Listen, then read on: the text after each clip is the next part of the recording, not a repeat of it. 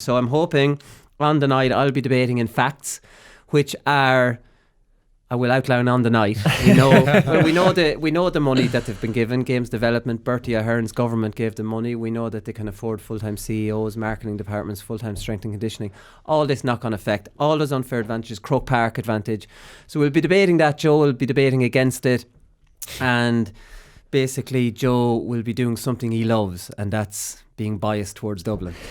Mickey Hart here, you're listening to the GAA Hour Football Show. The GAA Hour with Colin Parkinson is brought to you by Paddy Power, home of the Money Back Special. I'm not finished yet, it took me a long time to get here. Alright lads, we have to start off with an announcement of our great debate show next Thursday night in the Mansion House. The doors are open at 7:30 and we're hoping to start the debate at 8 o'clock. There's been a good demand for tickets on this. We have Ken Early and Dion Fanning. They're debating VAR, which is pretty topical at the moment. We have Ewan McKenna debating Eddie O'Sullivan. Anybody that knows Ewan knows his views on Irish rugby. He's relentless. He hates it. No, he likes rugby. He hates the whole culture and, you know,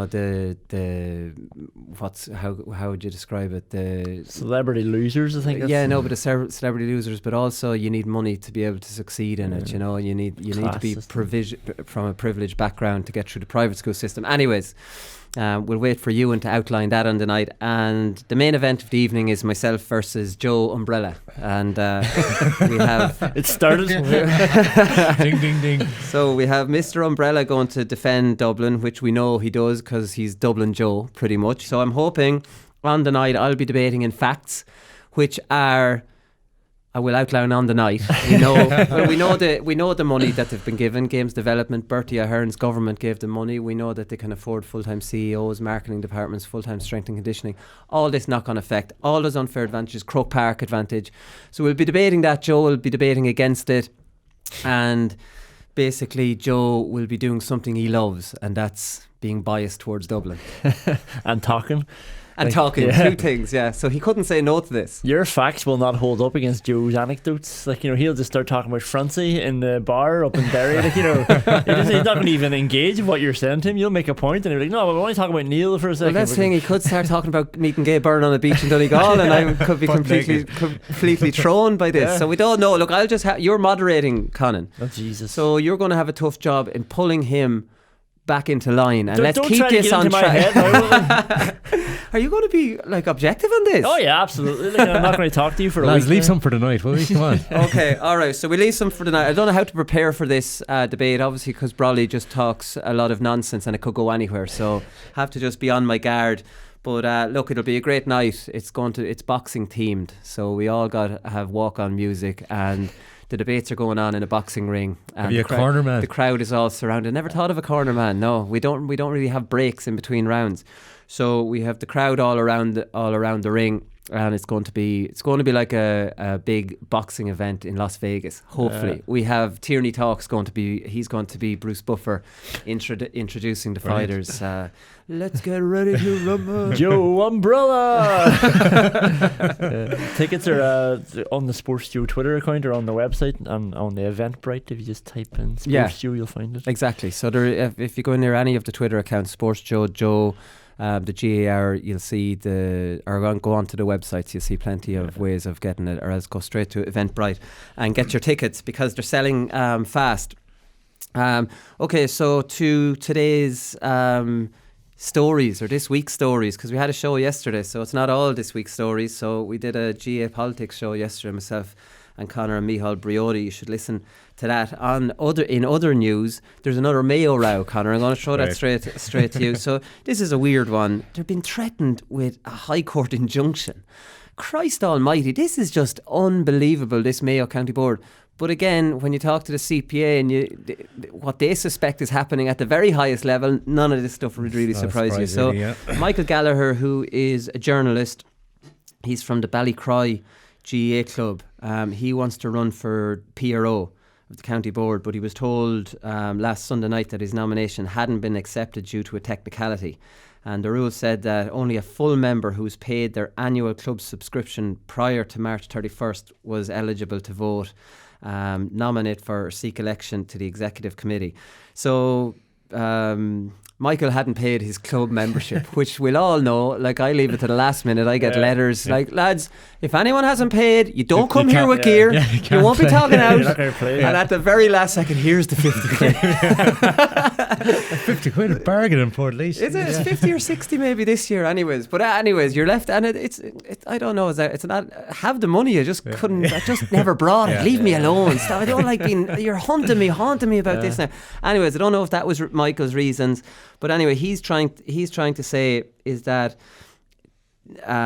people have run. This rule hasn't been enforced with other people down through the years. It has been with him, and he's been excluded, and he is bringing him to court over it. Conor, any more on this? No, first of all, I was going to nearly ask you, can the Mayo County Board be like the championship structures, and then we just don't talk about it? We've just too much of it over the last few weeks. But no, I've heard what Michael Gallagher has had to say. Michael Gallagher be well known in Mayo. He's worked, as he said himself, he's a journalist the last 20 years, and a bit with Western people, be well known with Midwest Radio. A well got character, Michael.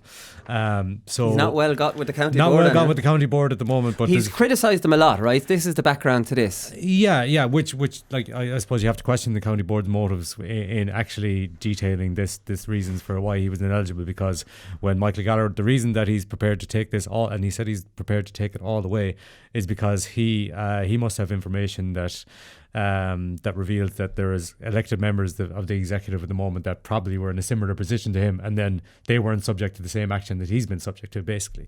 So I would imagine that, like, because Michael Gallagher has come out so strong in this, and because he's threatening to stage an injunction so that the Mayo County Board convention won't go ahead, he's threatening legal action. So I'd imagine at this stage, without knowing the intimate details, that the Mayo County Board would probably just let it lie, because with everything that's gone on in the last few weeks, and with the information and how far Michael Gallagher is prepared to go, he's obviously very confident, talking about prepared to, he knows it's going to cost a lot for his legal team, but he's so confident in his case that he's going to come out the right side of it.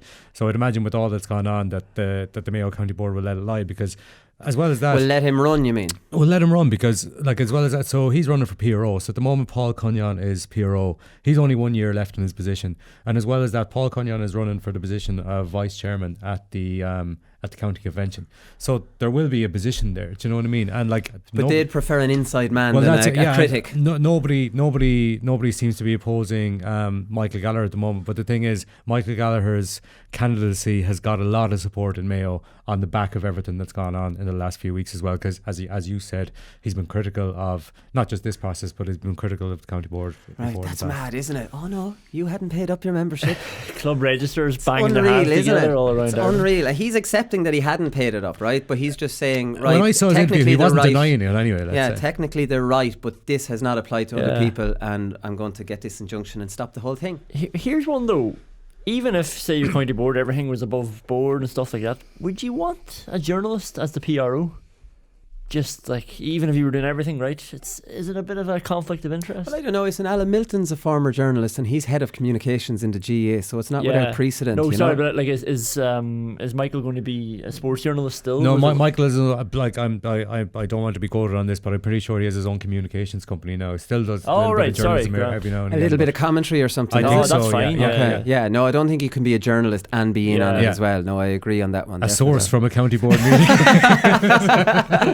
One insider said. All right, we'll move on from that one. This is like a soap opera though. It's like Donald Trump, the Mayo County Board. Just without the tweets, there's just enough information coming out just to because the tweets are obviously banned. Yeah. But we're getting enough to keep us going every week. International rules, a bit of news on that. That's going ahead for 2 more years, 2020 and 2022. So it's going to go ahead in Ireland in 2020. And in Australia in 2022. And the good news is Australia have said that they're going to pick their all-Australian players. Will be the first to be selected. So we know they're going to take it seriously. And that's always the big thing. The unfortunate thing, obviously, in Ireland is that it's run off in November when club season. So you had a lot of dubs pulling out after the One Day All-Ireland because they were concentrating on their clubs. Again, the whole championship restructures. There should be a part in the year where players can play this without the draw of their clubs and things. Now, look, we're not going to get into that, but Tomás O'Shea was given out on the RTGA podcast. He was saying we're an amateur sport. These lads are after falling on the perfect golden goose here. It's a perfect scenario for the Aussie rules guys. They're coming over, trip for the lads. We'll get our scouts in. There'll be no issue. We'll get on with the GAA. They leave the country. The club is after losing a young fella.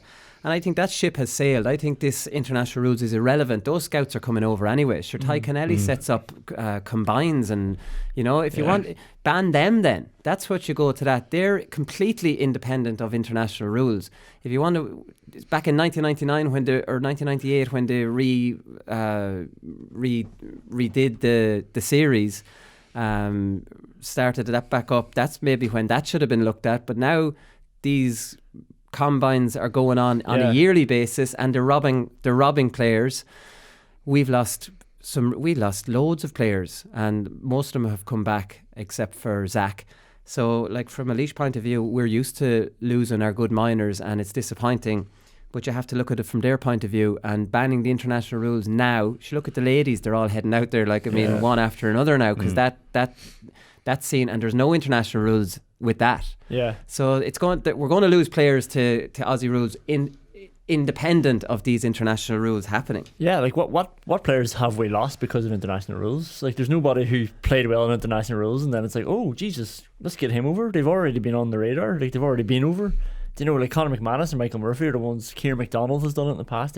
Straight out of that. Yeah, no. They destroy Australia. It's not like then they go to it. Like, that hasn't happened. No. They're all picked up, as you say, at minor level. And so I wonder why it hasn't happened. Well, maybe obviously the lead in is too long. So say if a 23-year-old, say Conor McManus when he's 23, destroys them with his accuracy or whatever. You see this accuracy with a round ball. Yeah. So you don't know. These combines where they tested on all skills is not a round ball. So obviously Michael Murphy's a big man, but Michael Murphy's not a big man probably in AFL. So where would you play Michael Murphy in that? Edge of the square? I don't think he's big enough for that game, for those spectacular marks.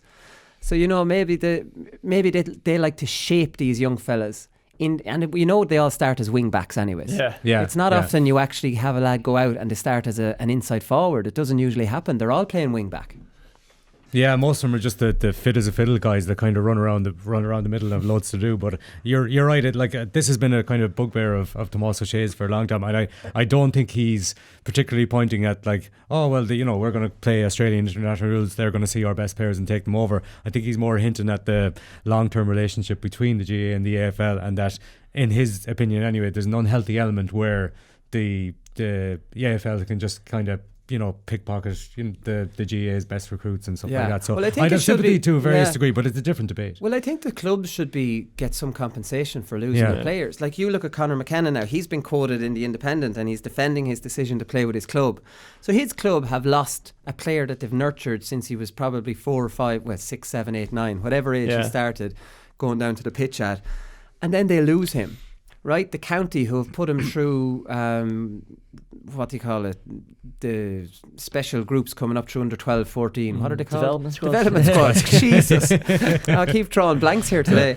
Coming up through the development squads, they just lose him. They get nothing for it. Yeah. So if you transfer a player in Australia from one club to another, there's a fee, right? Yeah. So it is a golden goose in that regard. And how the GAA don't have some sort of compensation for the club, for the county board to say, well, we want him. Well, what's a fair price for him if you want him? Now, is the player going to say, that's not fair, you're pricing me out of an unbelievable opportunity, I'm an amateur player, you don't own me?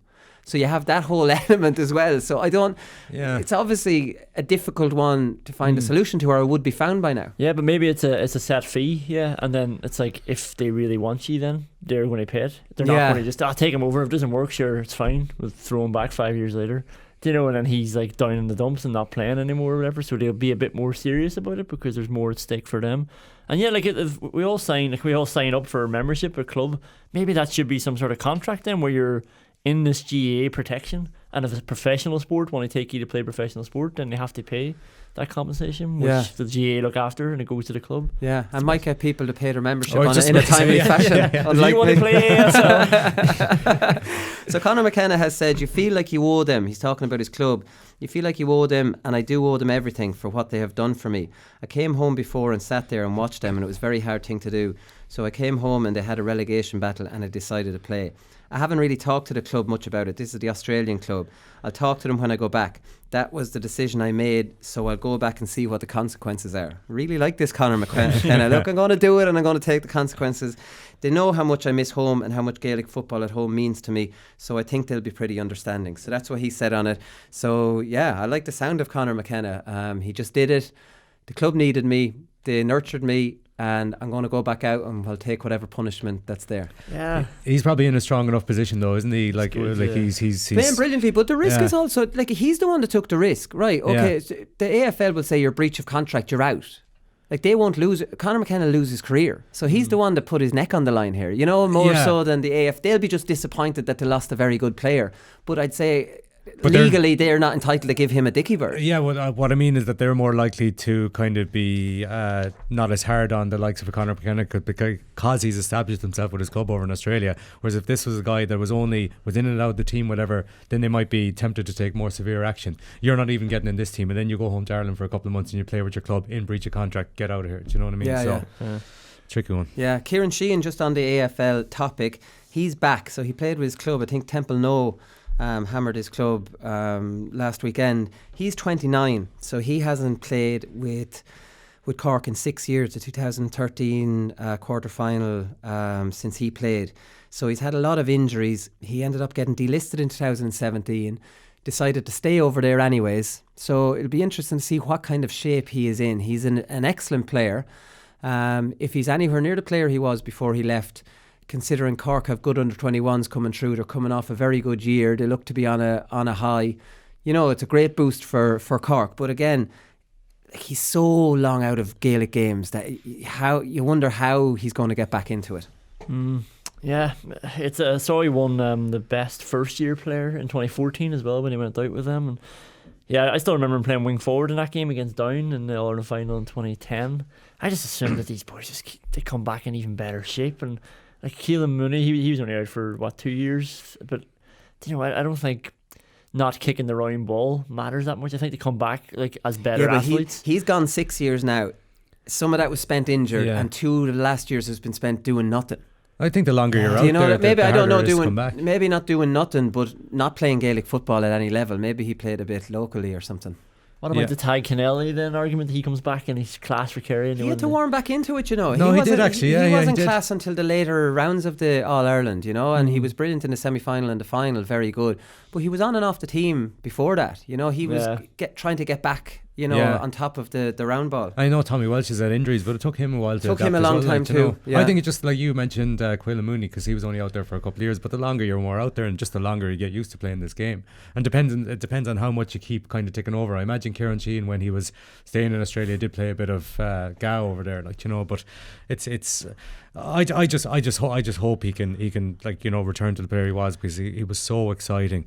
You just going back to that game against Down that time, I remember a couple more, just such a guy you just hate to mark, such a turn of pace, low centre of gravity. So I don't know, it just depend on how he kind of fits into the plans for Cork this year, but fingers crossed injuries haven't had that much of an impact either. Yeah, we'll wait and see. So it just shows how far ladies football has come that I sat in the office, Connor, the other day, and Conan was having a big argument with Niall McIntyre, who works in here as well, and I was started to earwig on this, and they were having a full-blown argument about whether Niamh McAvoy or Ashley Maloney deserve centre forward all-star. And I was like, geez lads, this is fantastic. And they were right at each other. So Conan thought Niamh McAvoy deserves it, and Niall says, you're an idiot. Ashley Maloney Ashley Maloney is the best player in the whole country. She was brilliant. She scored 660 or something in the championship. Madness. And then I was like, what's happened here, lads? And then we got talking, and as it turns out that the ladies picked their all-stars exactly how I want the men's all-stars picked. And I was like, Jesus, that's fantastic. So Niamh McAvoy centre forward, Ashley Maloney centre forward. One of these ladies that had a brilliant year had to lose out. That's what I'm promoting. Conan is promoting moving one of them to accommodate them somewhere. I'm promoting. I think you are as well. Are we not rallying against this? Do we not say with the men's, or is it just me saying, look, I'm sorry, someone has to lose out here? No, the way I was putting it to Conan was that, like, listen, it's not like Brian Howard going back centre back, but if the two players there, they both played centre forward, well then surely one of them could be accommodated on the wing forward, right? And that's as far, like, don't go outside your line of the pitch. But you know, one of them losing out because the two of them were brilliant and the two of them actually played number 11, I think is harsh enough.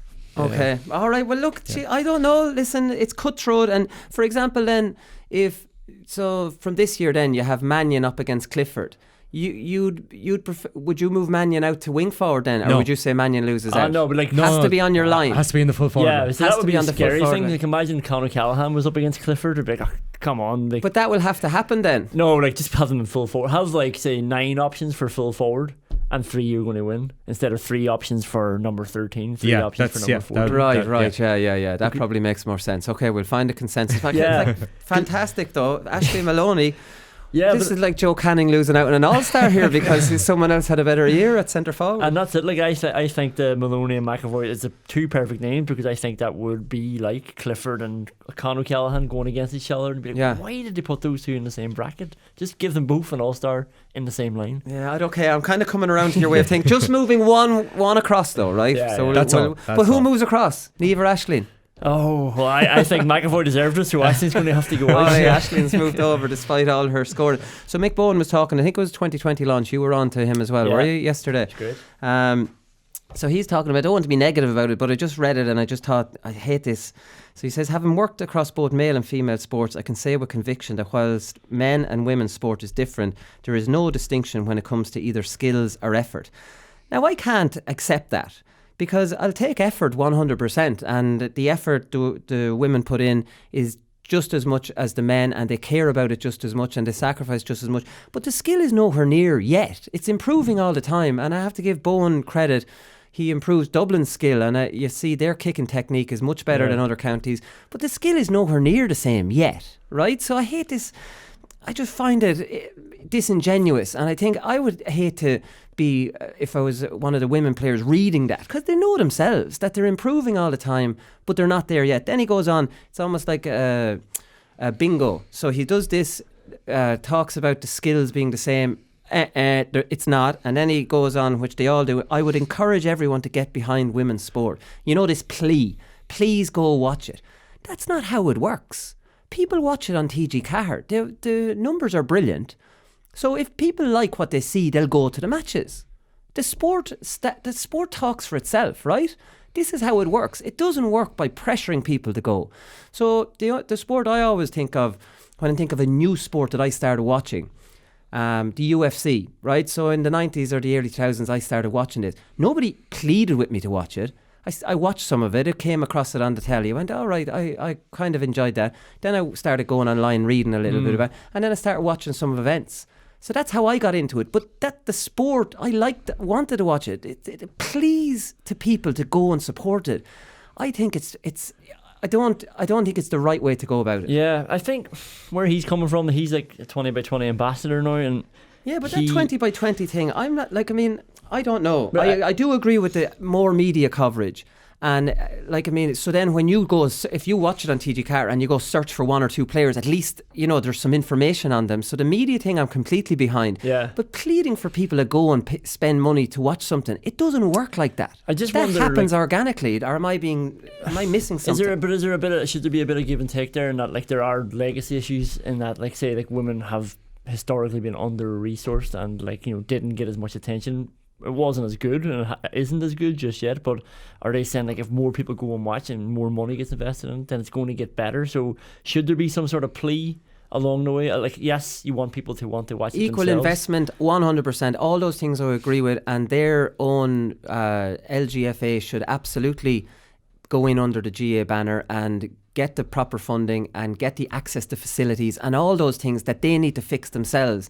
I just have a problem. The only thing I have a problem with is when people plea to go and watch it, because they're not going to watch it, and you have to find out why they're not going to watch it. Stop begging people to go watch a sport. I think that must be embarrassing for the players. And he's talked just on the skills thing. He's talked very well before about teaching the girls the instep kick. And like I have this, like my girlfriend plays with Skerries, and she be coming back complaining about this punt pass that the managers are giving out about, because the balls are going everywhere. And I was like, why are you passing it like that? And she said they're being told to do that. But Mick Bowen has been very good at saying stop that. That's what the good managers come in and do. But I find, and this is no disrespect to a lot of the coaches, and I see it in Portlaoise. I see underage now.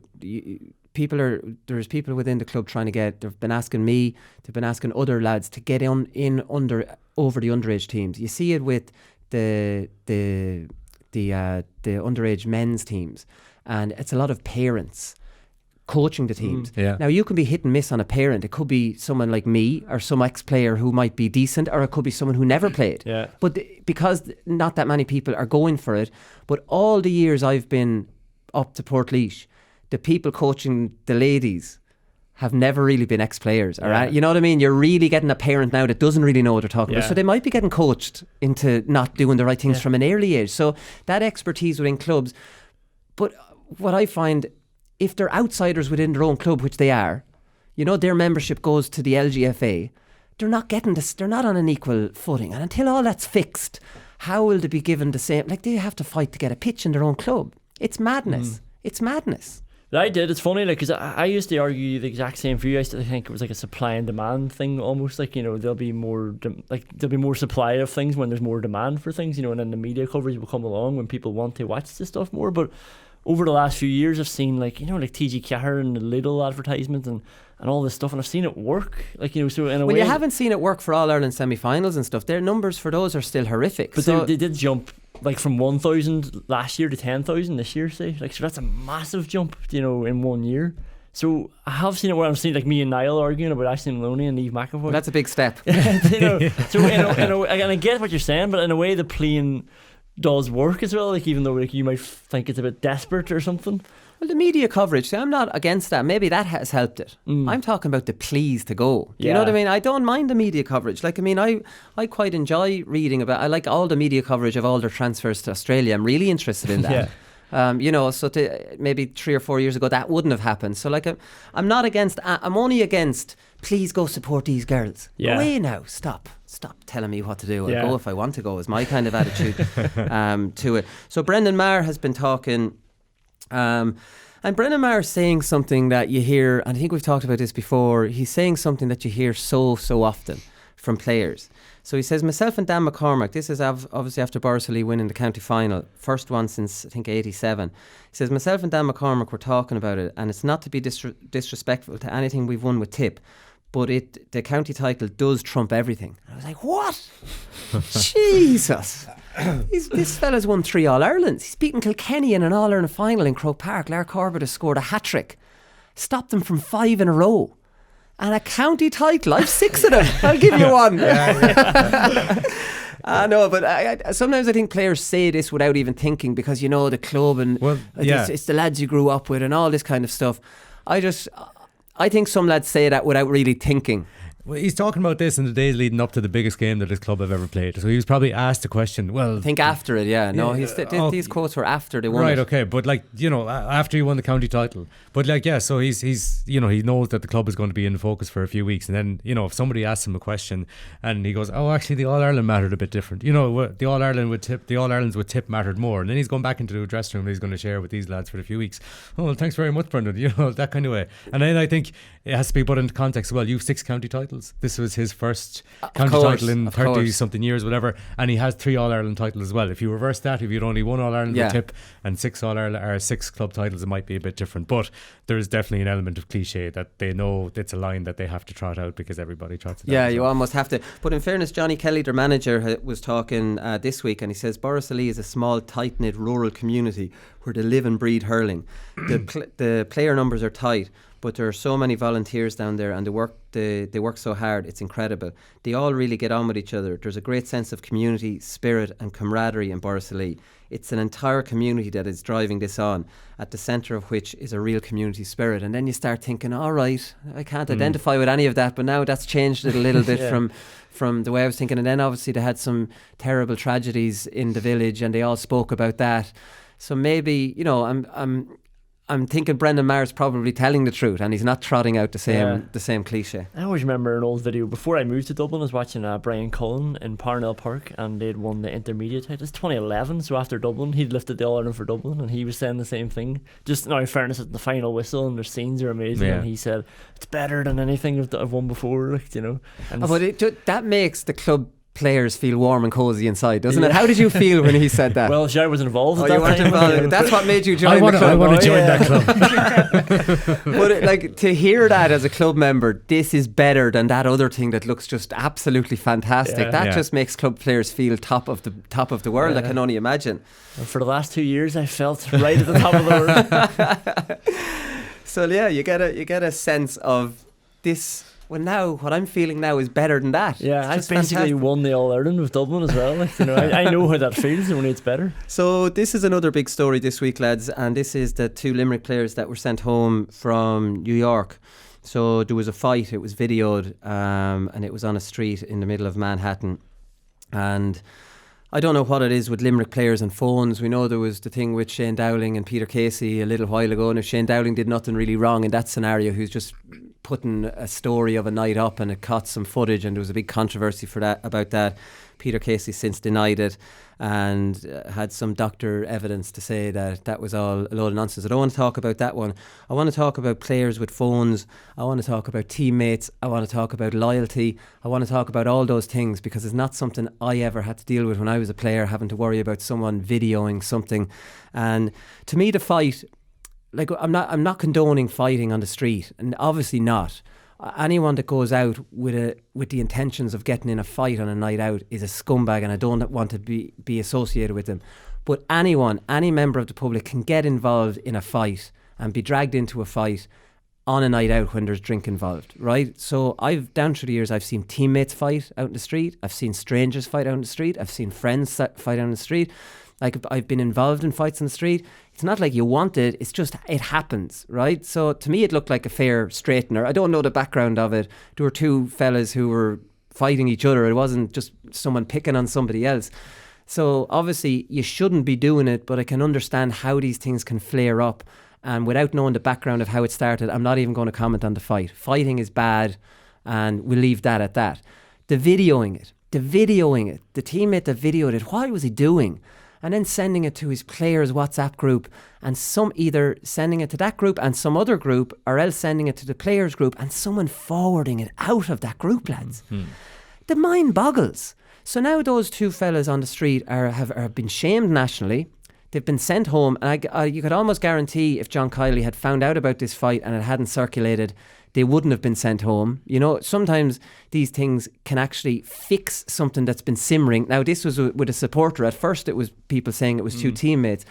But I don't know. Like, I mean, what's your thoughts on it? Maybe I've said too much on it. I don't want to sound like I'm condoning a street fight. Not, no. But at the same time, I completely understand how these things can flare up, and it doesn't make you a bad person. And I would be more critical of how this has become into the public domain. Yeah, there's a lot of elements to it. It's like, why are you videoing? Like, there's this culture now, people always whipping out their phones, and like, you've had it for the last 10 years, and teammates always weary of it. You know, when you see somebody with their phone, it's like, we're having a bit of crack. Like, why are you doing that? Like, you know, because then everyone's sort of worried about what they're doing then, or what they're singing, or, you know, like, they're always just on edge then because somebody's there ready to send this sort of video on. But also, like, would you not break up the fight, or, you know, standing there, like, somebody could get a terrible punch and hit their head, or, you know, something awful, like, I'm catastrophizing now, but would you not get involved and maybe say, all right, lads, you know, that's enough now, you've had 1 slap each. So rather than your first reaction being to whip out your phone and video.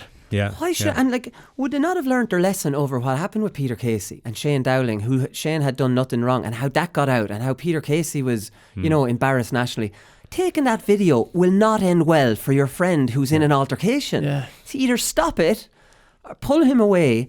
Do not video it, and absolutely don't send it on. Video it, show him the row later on if you think it's hilarious, and delete the video. Like, I mean, I don't get it, lads. It's scary. It's bloody scary to think that. It's awful to think that as soon as he sent that into whatever group he did, that's it. It's gone. It's gone viral. Do you know what I mean? You can't. There's no such thing anymore as you can put a video into a group, because one fella will say, oh, "I'll send this on to you," but listen, you can't say anything. That doesn't. It just doesn't happen. It's gone. It's the Stephen Ward, Roy Keane story. And as you said, like, ideally this would have been dealt with in-house, but as soon as it got out, Limerick GAA had to be seen to be, like I'd say, John Kiley is sickened, because he could have just, they could have met the next morning, this happened, draw a line under the sand, this is done. But now, as soon as that got viral, Limerick GAA had to discipline them in some way. And it's just so, like, the lads have a case to answer for, the lads involved in the video, they as we said, not condoning it, but like the level of attention that they've been subjected to since, it's just...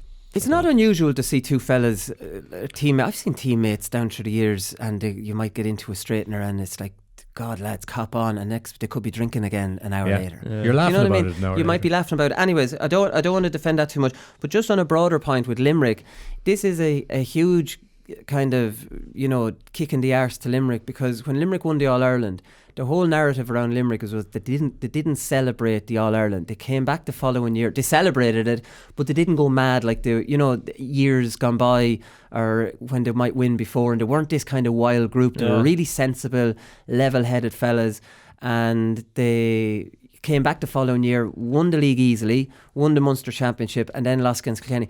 And in a way, these are kind of two body blows to that image. Do you know what I mean? Yeah. Whether you like it or not.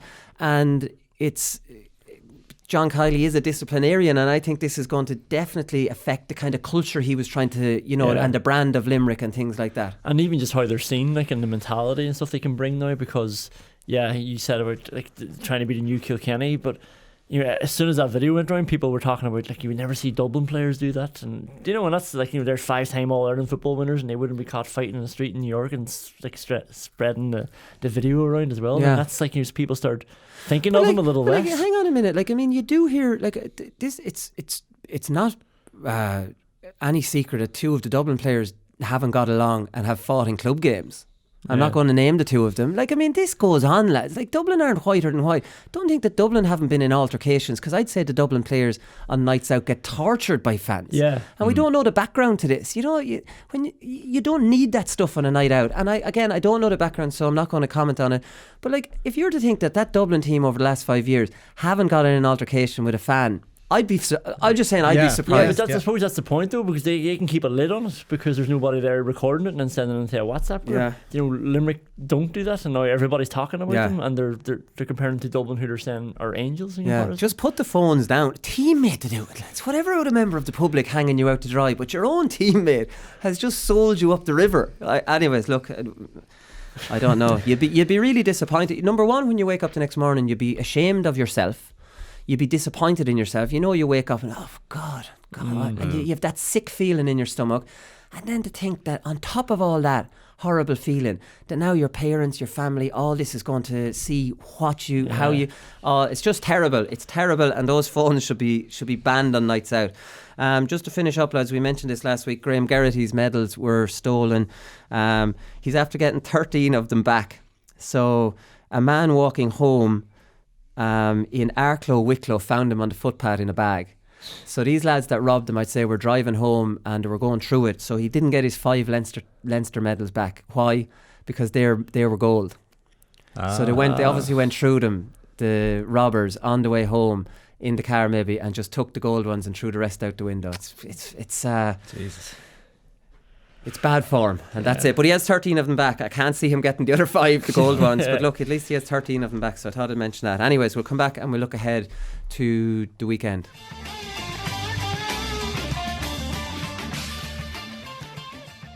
So the first match of the weekend, lads, is on Saturday night, Portlaoise versus Éire. And I'm raging, I might be missing this.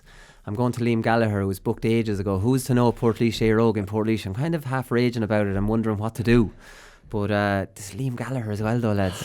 An idol of mine growing up as well. Are you a club man or not? Well, that's it. So it'll be it's on television, thankfully. So I might be able to. Hopefully, I'll be able to watch it before go in there, maybe in the Boar's Head or somewhere along the Lewis line, and get the Lewis on up after it. Liam Gallagher will be on YouTube as well, will he? Well, afterwards, yeah. Anyways, listen, don't start guilting me into this. Sean Gannon was talking last week, and he was saying there's been a lot of challenge matches against Laois teams. We've played each other an awful lot. The question is always there, whether club football is stronger here than in Laois. We'll find out now. And I don't know who asked that question. Maybe it's asked in Carlow, but if we're being honest, maybe Carlow teams kind of can compete with every other team in Laois, except for Portlaoise. Portlaoise are at the very top table in club football nationally in Leinster. Like Ballyboden beat them by scraped over them in a Leinster final. Vincent scraped over them to a Leinster final, and they're winning All Ireland clubs. That's the level Portlaoise are at. In fairness, now Éire Óg have been nowhere near that level, or no Carlow champion have been anywhere near that level in the last 15 years. So maybe the challenge matches, maybe to do well against Portlaoise in challenge matches, but I wouldn't read too much into that. Now, having said that, the Paddy Power have Portlaoise 4-5, Éire Óg 11-8. Portlaoise just slight favourites.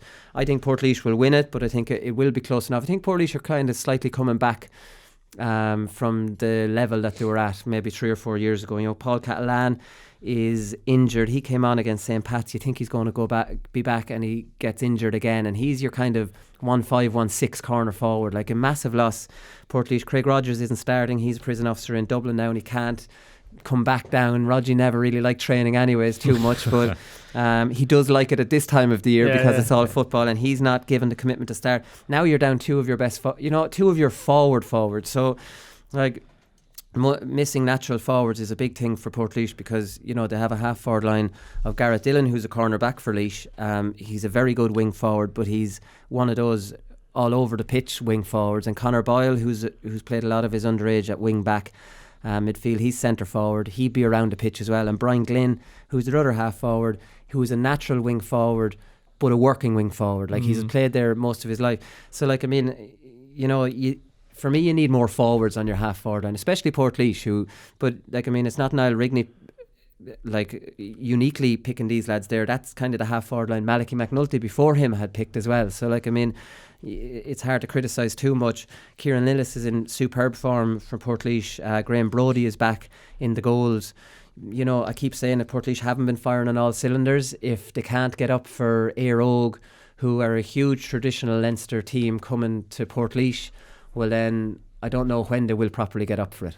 Yeah, and I just wonder about Éire Óg's mindset going into it now. Like, they've won 3 Carlows in a row, and they're like 60 minutes away from the Leinster final, so like this could be their chance to be at the top table. Yeah. Cormac Mullins, Chris Blake doing a lot of scoring for them, like, you know, so they have a bit of firepower. Like, I think it's going to be tight. Like, when you're saying about Portlaoise's wing or their half forward line, are they trying to leave space? Like, or are they kicking the ball in? They're doing work, and they're not really. To be honest, a little bit confused. I think that from Portlaoise, they play Benny Carroll at full forward, and he's a natural half forward, and he's a speed demon, and he's played for Laois coming on and off as a sub, and he's kind of playing in front of the two inside, and he's meant to be the first one breaking out. But I don't see huge long kick passes to him. Like, especially when you're given, even if you give those long kick passes, he needs somebody to link with. So the idea, obviously, which I don't disagree with, is for him to break out first, then turn around and try and give it to the two lads inside, which makes sense. I just don't see it coming off that often. Yeah. You know, the theory behind it, I just don't see too much coming off it. They haven't been scoring particularly heavy. They're not. And Portlaoise usually destroy teams in Laois, and now they struggled over Port Harlington in the semi-final. They were 6 down at half time. Struggled over Collection, and I don't want to disrespect Collection. They'd be an intermediate champions level, I would think. Now, maybe I'm running them a little bit short as well, but I was at that final. So, you know, I would completely disassemble that Portlaoise team and build it again. But, you know, that's what they have. I think they'll probably have enough. They'll probably have enough for Éire Óg on Saturday night, especially at home. Niall Rigney, their manager, Niall Rigney's obviously an ex-Laois hurler, brilliant player, won county titles with Portlaoise, and brilliant Laois hurler, won county titles with Portlaoise footballers as well, midfield. I played with him one year. He was there in 97 when we lost the county final. Actually, I would have played with Niall.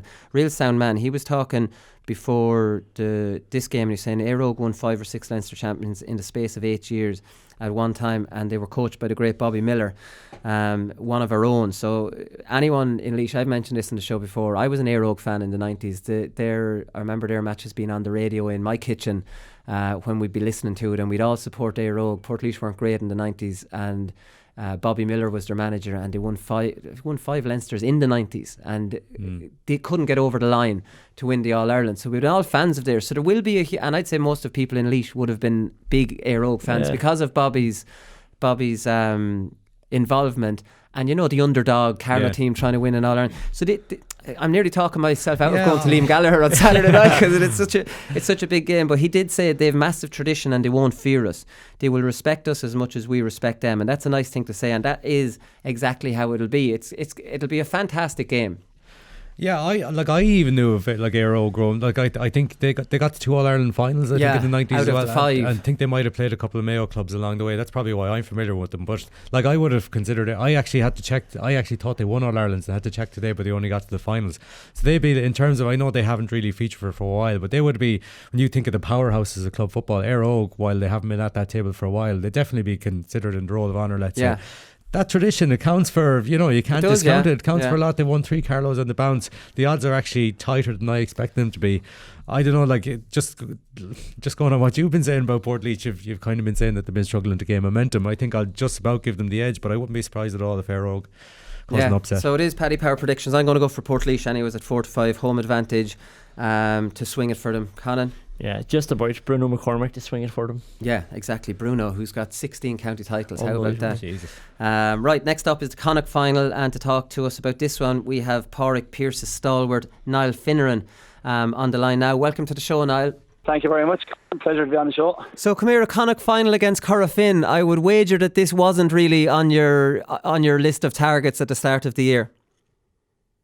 No, it certainly wasn't, Colin. Our target for the last, my own personal target has been the same for the last 15, 16 years, but our own target beginning this year was to win the county championship. Yeah, so no, we never talked about it. It wasn't even a case that we didn't dream about it. We never talked about it. We just said we set our goal first to win the county championship, and thankfully we did that. Yeah, so just for people listening, most people know Padraig Pearce's story at this stage. Niall Daly was talking during the week in The Independent, and he says, in Roscommon football terms, we were nearly seen to be the Mayo. He said, getting so close and suffering heartache and a bit of luck going against us. Yeah, that's very true. I said the same thing myself after the game with Brian Carroll in some radio show. We were seen as the Mayo, and you can easily understand why people seen us as that.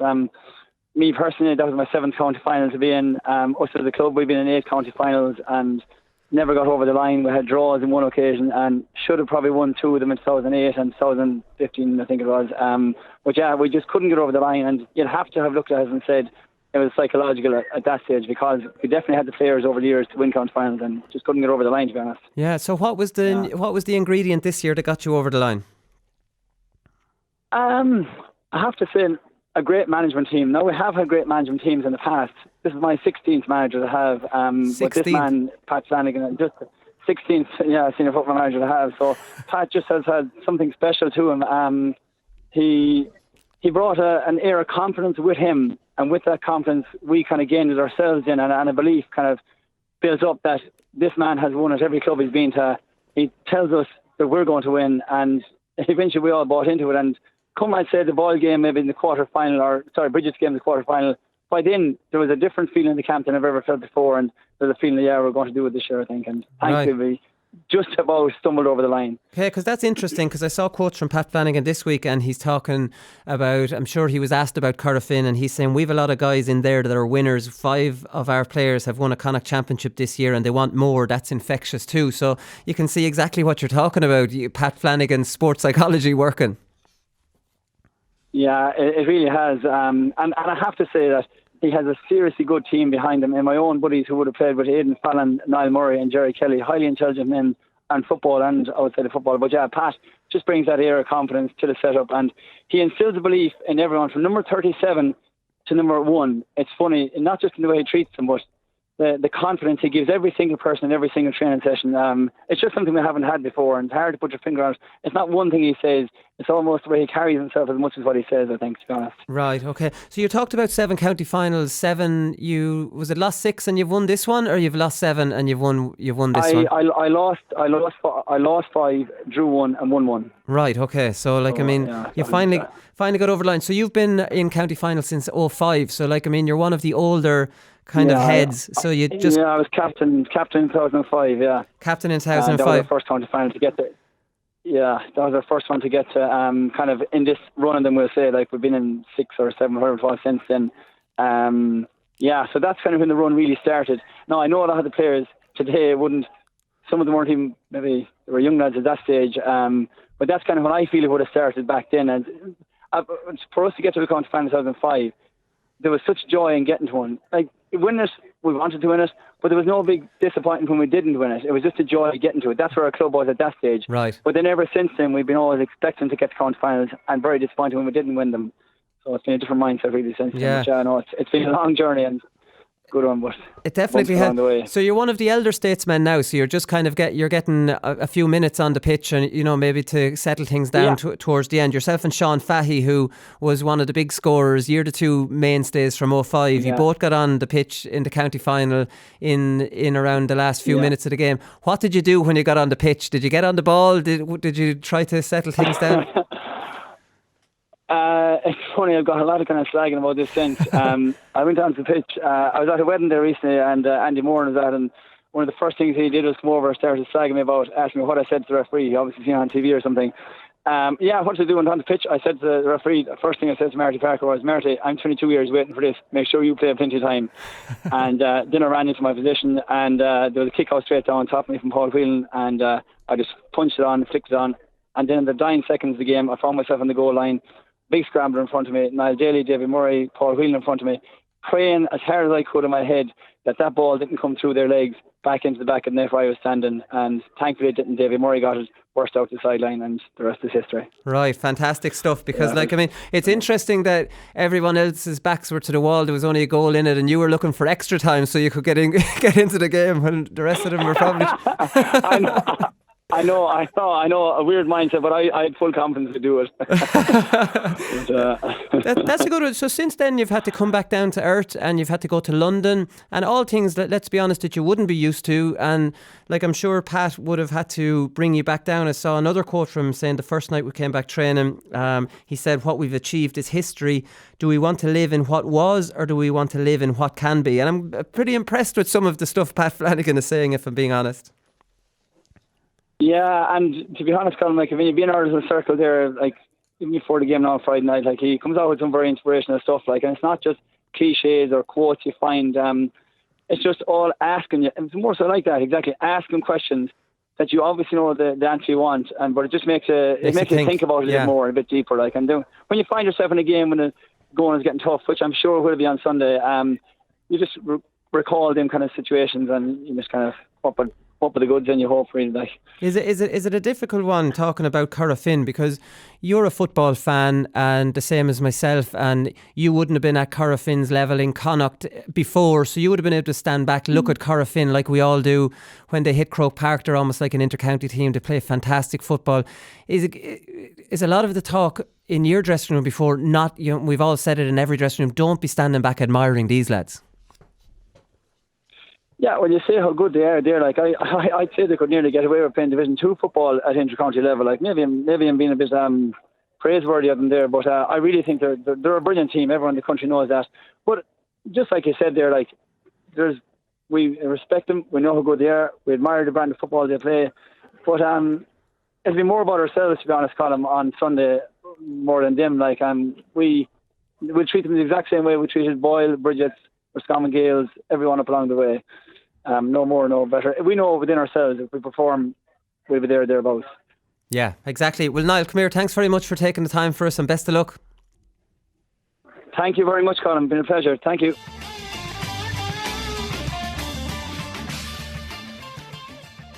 All right, good stuff. There, we'll get a quick prediction on that one, lads, before we go. We'll start with you, Conor. Yeah, it has to be Corofin. I think they've been a bit vulnerable. I think they're even a bit casual against Ballintubber. I think they should have won that a lot more comfortably than they did, but they're still probably the best club team in Ireland, so I'll go with them. Yeah, they're 1-6. Padraig Pearce are 9-2 according to Paddy Power. This is Paddy Power predictions, which I don't think I said at the start. Conan, what are you going for? I'm going to go with Corofin as well. Alright, I'll go with Corofin too. Next one up then is the Leinster semi-final, Garrycastle and Ballyboden. Interestingly enough, Portlaoise won the Leinster club in 2009. Portlaoise haven't beaten a Dublin champion since 2004 when we beat Kilmacud Crokes to win the Leinster. That year, 2009, Portlaoise beat Garrycastle in the final because Garrycastle beat Ballyboden at home. where 10 years later Gary Castle have Ballyboden at home and Portlaoise are in the other semi-final. the stairs. So I'm hoping that history repeats itself and Gary Castle beat Ballyboden, Portlaoise account for them in the semi-final, and everyone goes home happy. You're some man for digging out the history of the clubs. You always find out the pattern. Well, I remember that 2009. So how am I going to forget that year? I was in Parnells. I was heartbroken. Yeah, I missed that. Unfortunately, Willie, I think it's not going to play out the same way this time. I can't see past Ballyboden. Like, they're just seen them up close in Dublin, and I watched them a few times live then, and they're just so imposing. They look very fit, and whatever way they're doing their defensive setup, like their pressing setup, it's so effective. Like, you know, and they're like, you saw it they got the goal against Thomas Davis, in the semi-final, and it was just hounding lads down until they panicked and give the ball away. And it's almost like Liverpool-esque the way they're like pressing people, but they're trapping them in these areas of the pitch and making the pitch smaller. And yeah, I can't see past them. And your typical club team who have kind of the big names in the good, you know, the spine is the midfield is solid and important. Although, like, to be fair, you have Declan Mahoney, who, if I was marking him, I'd put a flyer on him because he doesn't want to get up and down the pitch. Do you know that? I think while he's a plus for Ballyboden, you could easily turn his plus into a minus because is he 37, 38 now, and he's kind of that big player who's good in the air, but at this stage of his career, Jesus, put a wing forward on him and run him all over the place. I think they have a lot of lads around that middle eight. The Declan Mahoney would just say, "Here, listen, you take this fella." I'm not Darren Riley's a flyer him, there as well. Yeah, he'd do that. I don't know. I was really impressed with Ballyboden in the quarter final or the semi final against Nafina, which they had to dig out, and they dig out in really impressive fashion. Haven't been too gone on them since, even in the county final against Thomas Davis. But I know they struggled over the Louth champions, wasn't it? But I think I've gone against Gary Castle every time so far, but I'm going to be going against them again. It has to be Ballyboden for me. Okay, I'll go Ballyboden as well. Ballyboden are 1-5 according to Paddy Power, 4-1. Wouldn't have it that extreme now, especially at home. And Gary Castle have a nice bit of tradition. They've won a Leinster club. They got to an All-Ireland final against Crossmaglen and brought them to a replay. So, like, I mean, they'll have no fear whatsoever. And their Leinster final they won to beat St. Bridget's in the final. I think it was 2011. And St. Bridget's had beaten us after extra time in the semi-final. So, like, I mean, they're and then went on to beat St. Bridget's of Roscommon in the semi-final and almost beat Crossmaglen. Like, I mean, that's a serious. Now, brought them to a replay, I think. Brought them to a replay. So, like, I mean, they'll have no fear of Ballyboden at home. But I'm going to go for Ballyboden like you two, just to shade it. Last up is the Munster Club hurling final, and because this is a final, lads, I am not going to throw it over to you two numbskulls. It's too important to ask your opinion on it. So we have So we have someone who knows about hurling actually on the line. Brian Carroll. How's it going, Brian? All right, Willie, and yourself? Good. So come here, you've particular interest in this game between Borrisoleigh and Ballygunner because two of the Borrisoleigh players are going to your school. Yeah, it's amazing. Some of the boys in sixth year, with JD Devaney, a real superstar at the moment, breaking unseen. He got 1-4 in that county final win for Borrisoleigh. He's the captain of our Harty team here in our ladies in Templemore. And the other corner forward, Kevin Maher, was actually the free taker for Borrisoleigh. So both guys with a hugely busy and frantic schedule at the moment, playing Harty yesterday as well. So, fair play to them. They came on, they probably shouldn't be coming on, but it just shows how interested they are in hurling and how much they want to just keep winning when they're on top. And they're two great guys, and they're real role models here within the school. Right, so they came on in a school's game yesterday. How long did they play? You're trying to mind them, obviously. For about 20 minutes. Yeah, no, to be fair, Borrisoleigh obviously very keen that they didn't hurl, but it was do or die for us yesterday. So and did you win at least anyway? We did. We won, and we just got through in the skin of our teeth. Yeah, so the famed knocked out at our expense. So we're very lucky. But look, we're into knockouts now as well. But no, look, just obviously the two lads themselves, mad to hurl themselves, came to us at half time, asked to put them on, and after a few minutes, then they came back to us. Come on, please put it on. So it just shows that their attitude towards hurling, and as I said, you couldn't speak highly enough of them. Yeah, how good. James is probably the big name of them all. I know Jerry Kelly. Obviously, he's not with you. He's very young as well, but he's been there a couple of years with them. But I suppose how good is James Devaney? Well, I saw it up close and personal yesterday. Obviously, look, he was immensely come on, but he's excellent. He's really fast. a real elusive type of, corner forward, tricky. To score 1-4 in that county final, as I said, that's serious stuff for any player, let alone for an 18-year-old. So I suppose, look, being young as well, nothing fades him at the moment. But he has two sides as well. But even other sides of his game, the last day against Glen Rovers, Glen Rovers making a massive comeback. He tracked back onto his own half-back line and made an unbelievable hook to deny Glen Rovers a point. So it just shows he has that side to his game as well. I know you need it, but you often don't see it in 18-year-olds. So a really good talent. Yeah. Obviously, he's definitely one to look out for from a Tipperary perspective. Come here, I don't know how long you're back in Templemore teaching, but there must be some great work going on around there in the schools and in the clubs, because JK Brackens have obviously come from nowhere and they've won minors and under-21s and contested a senior football championship final. Yeah, obviously, and here in Templemore, we've had a few clubs feeding into it. Obviously Lockmore, Castleiney, a few from Drum. We'd have the odd couple from Bursleve and Temple Derry. So some from Errol actually in Laois actually come up. Well, Paddy Power is a past student actually of Our Ladies as well. So there's been a lot of All Ireland winning people coming through. So the cup came back there in September, and obviously Noel McGrath will be the standout name. He was back. His brother Paddy Cadell, some of these type of guys. So Tommy Dunn actually was along. He was a coach obviously too, but he was a past student back in the 90s as well. So a lot of big hurling people have come through the school, and it's a fierce hurling school, but it really backs it. But we're in a fierce competitive hurling area, obviously, because at Harty level, Thurles CBS and you have Nina CBS, and they went head to head yesterday as well, and Thurles came out good on that as well. So it just shows the level of competitiveness in Tipperary at the moment. So it's not by chance we see Tipperary starting to make a re-emergence at underage. Yeah, no, exactly. Have Borrisoleigh a chance against Ballygunner? I saw their manager, Johnny Kelly, saying that, and it was a great quote, because I'm tired of hearing bonus territory and stuff like that, but you often do hear it with a club that wins their first county title. He says we're not in bonus territory. We didn't want to say that. We want to win. Obviously very good up the middle. Most people will know all the names: Paddy Staple and Brendan Maher, Dan McCormack, Conor Kenny, who's an excellent club hurler, and then we obviously have the young lads in the full forward line. Are they good enough to beat a Ballygunner team who I saw them against Patrickswell, and I'm not going to lie, they look brilliant? Yeah, Ballygunner are obviously big favourites at the moment. They've won 6 in a row in Waterford, very experienced. They finally broke the duck with the Munster last year. So you would say that Ballygunner are favourites, and probably rightly so. But Johnny Kelly, another guy I know very closely, he managed us in Coollerry. He's won county titles now in 3 different counties, in Offaly, Galway, his own Portumna obviously, and now with Borrisoleigh and Tipperary. So this guy is no move. He's an out-and-out winner. And he's gone in as hurling coach in Offaly as well, by the way, just to note that. So he's double jobbing at the moment. But, very good. He obviously he's able to do it. But he's an out-and-out winner, as I said, a real hurling man, very astute. And he will genuinely believe that they can pick apart this Ballygunner team. Whether they will or not, I don't know, but I tell you one thing, you just know from what I know of Johnny Kelly that they will go at it, hammer and tongs. He'll say it himself, it might be pretty. They will come with a game plan to try and spoil Ballygunner, which obviously will be easier said than done. Ballygunner are used to that. In Waterford, invariably, they come up against teams playing sweepers. David Franks is involved in the coach now. There he's a former Offaly hurler. I've often spoken to David about it, and he said, they work a lot in playing, trying to work around, a packed defence.